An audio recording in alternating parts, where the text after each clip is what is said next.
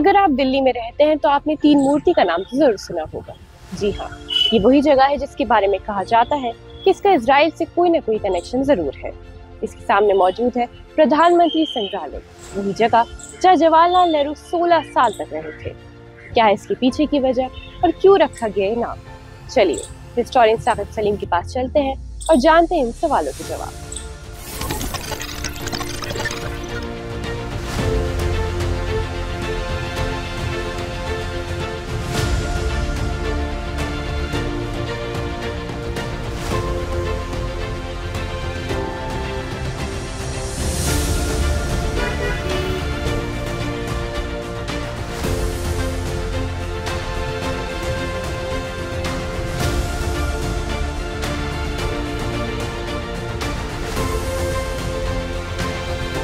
तो जैसे इस वक्त हम तीन मूर्ति भवन के पास है, तो मैं जानना चाहूंगी इसका ये नाम क्यों रखा गया? देखिए, ये तीन मूर्ति भवन है। इसकी एक वजह ये है कि हमारे पीछे जो आपको एक चौराहा दिख रहा है जिसे तीन मूर्ति हाइफा चौक कहते हैं, ये इसकी वजह से इस भवन को, क्योंकि इसके सामने है, तीन मूर्ति भवन कहा जाने लगा, वरना तो इसका सही नाम फ्लैग स्टाफ हाउस हुआ करता था।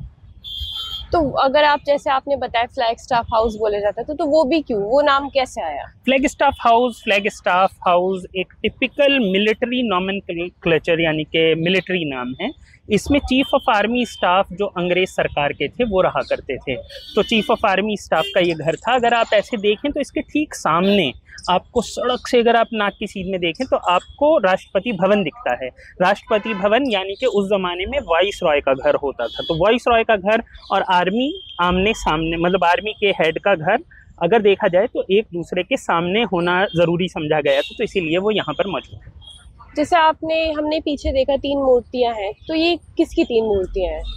ये बहुत अच्छा सवाल है। तीन मूर्तियां हैं किसकी, आमतौर पे किसी को नहीं पता होता है। तीन मूर्ति भवन में ये जो तीन मूर्ति चौक है, ये जो तीन मूर्तियां आपको नज़र आ रही हैं जो कि मेटल की बनी हुई हैं, ये एक वॉर मेमोरियल है। फर्स्ट वर्ल्ड वॉर के बाद ये बनाया गया था। मैसूर, जोधपुर और हैदराबाद की जो फ़ौज अंग्रेज़ों की तरफ से टर्की के ख़िलाफ़ और जर्मनी के ख़िलाफ़ उस इलाके में लड़ी थी जहाँ पर आज के ज़माने में फ़िलिस्तीन या फिर इज़राइल है, तो ये वो लोग हैं। जैसे ये हमने सुना है कि जवाहरलाल नेहरू 16 साल तक यहाँ पर रहे थे, तो उसके बारे में आप थोड़ा हमें बताइए। जी, तो जैसे आप देख रहे हैं, तो ये जो भवन है तीन मूर्ति भवन, इसमें लगभग 16 साल तक प्रधानमंत्री जवाहरलाल नेहरू प्रधानमंत्री के तौर पर रहे थे। जब भारत आज़ाद हुआ तो जाहिर सी बात है, जैसे वाइसरॉय का घर राष्ट्रपति भवन बना, तो ऐसे ही जो चीफ ऑफ आर्मी स्टाफ का घर था वो प्रधानमंत्री का घर बना, और उनका जो देहांत है, जो उनका इंतकाल है, वो भी इसी बिल्डिंग के अंदर हुआ था। जैसे आपने बताया भी, उनके इंतकाल के बाद इसे म्यूजियम में इंदिरा गांधी ने कन्वर्ट कराया था, तो उसके बारे में थोड़ा हम जानना चाहेंगे। जी, ये ज़रूरी समझा गया था कि क्योंकि नेहरू जी नहीं रहे और नेहरू जी के बाद लोगों को भारतीय स्वतंत्रता संग्राम के बारे में कुछ पता होना चाहिए, तो इसके अंदर एक म्यूज़ियम बनाया गया। म्यूज़ियम के साथ एक इंस्टीट्यूट भी बनाया गया, Nehru museum and library, memorial museum and library उसको नाम दिया गया, जिसका काम था रिसर्च कराना, जिसमें किताबें भी रखी गई, लाइब्रेरी भी थी, जिसके अंदर रिसर्च वर्क भी हुए, फेलोशिप्स भी दी गई।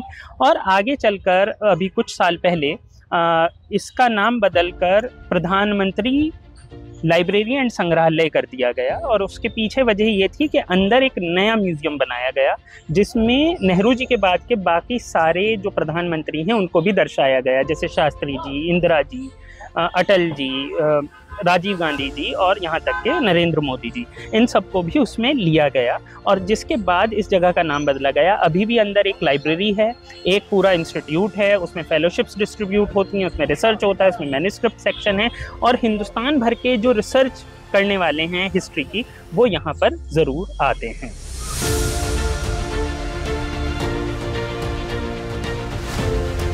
सर, हमने सुना है कि इस जगह का इजराइल से कोई ना कोई कनेक्शन है, अगर है तो वो क्या कनेक्शन है? जी, जैसा कि अभी मैंने बताया कि फर्स्ट वर्ल्ड वॉर के दौरान की चीज़ है, तो असल में इसका जो आज के वक्त में नाम है इस जगह का, वो तीन मूर्ति हाइफा चौक है। सिर्फ तीन मूर्ति चौक नहीं है।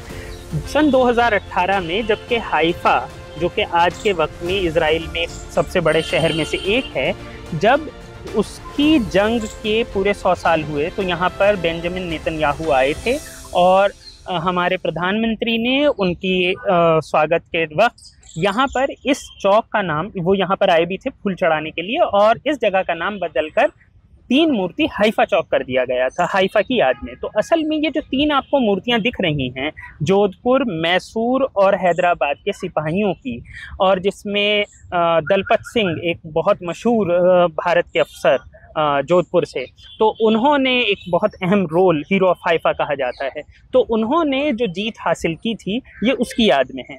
तो हाइफा इसलिए ज़रूरी था क्योंकि एक तरीके से जो ऑटोमन टर्क्स और जर्मनी की जो फौज थी फर्स्ट वर्ल्ड वॉर में, उनको अगर देखा जाए तो हराने के लिए पोर्ट सिटी चाहिए थी, तो वो सबसे पहली हाइफा थी।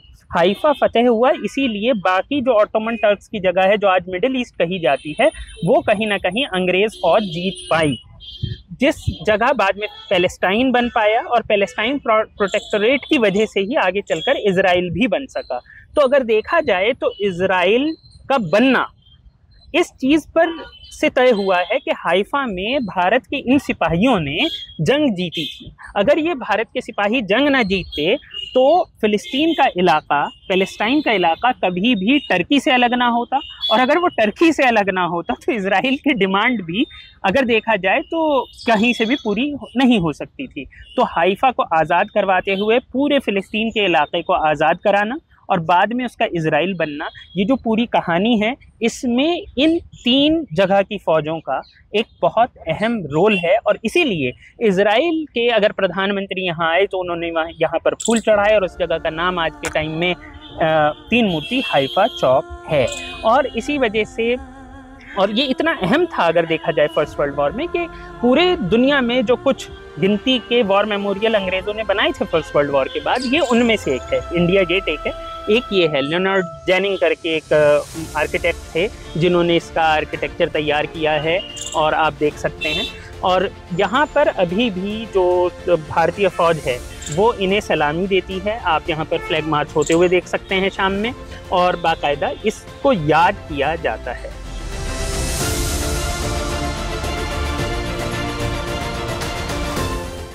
आज धरोहर के इस एपिसोड में हम आपको एक बहुत अहम जगह लेकर आए थे, 3 मूर्ति, जिसका अपना एक इतिहास है। ऐसी वीडियोस के लिए आप देखते रहिए हर संडे धरोहर। कैमरामैन यथार्थ के साथ अमीना माचुर।